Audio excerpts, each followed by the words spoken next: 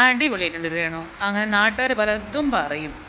പക്ഷേ നമ്മൾ വിധവയായെന്ന് വിചാരിച്ചിട്ട് നമ്മുടെ ജീവിതം തീരുന്നൊന്നുമില്ല.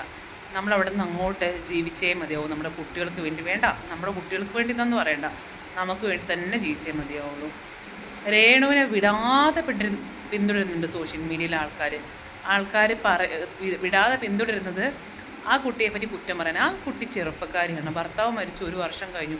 ഇനി ഭർത്താവ് മരിച്ചു 2 ദിവസം കഴിഞ്ഞപ്പോൾ തന്നെ സോഷ്യൽ മീഡിയയിൽ വന്നു എന്നൊക്കെ പറഞ്ഞിട്ട് കുറേ ആൾക്കാർ പുലഭ്യം പറഞ്ഞിട്ടുണ്ട് രേണുവിനെ സന്തോഷത്തോടെ ജീവിക്കാനുള്ള എല്ലാ അവകാശവും അധികാരവും നമ്മുടെ സ്വതന്ത്ര ഭാരതത്തിലുണ്ട്. രേണു ഇഷ്ടമുള്ള കാര്യങ്ങളൊക്കെ ചെയ്തിട്ട്, ഇഷ്ടമുള്ള ഡ്രസ്സൊക്കെ ചെയ്തിട്ട്, ഇഷ്ടമുള്ള രീതിയിലൊക്കെ മേക്കപ്പ് ചെയ്ത്, ഇഷ്ടമുള്ള രീതിയിൽ സന്തോഷത്തോടെ ജീവിക്കണം എന്നാണ് ബുദ്ധിയും ബോധവും ഇവരുള്ള ആൾക്കാർ ചിന്തിക്കുക. ഞാനും അങ്ങനെ തന്നെയാണ് ചിന്തിക്കുന്നത്. ഭർത്താവ് മരിച്ചു എന്ന് വെച്ചെടുത്ത് നമ്മൾ സതി അനുഷ്ഠിക്കേണ്ട ആവശ്യമൊന്നുമില്ല. ഭർത്താവിൻ്റെ ചിതയിൽ ചാടിയിട്ട് മരിക്കേണ്ട ആവശ്യമൊന്നുമില്ല. നമുക്ക് ഇനിയും ജീവിതമുണ്ട്. മരണം വരെ നമ്മൾ സുഖമായിട്ട് സന്തോഷമായിട്ട് ജീവിക്കുകയും വേണം.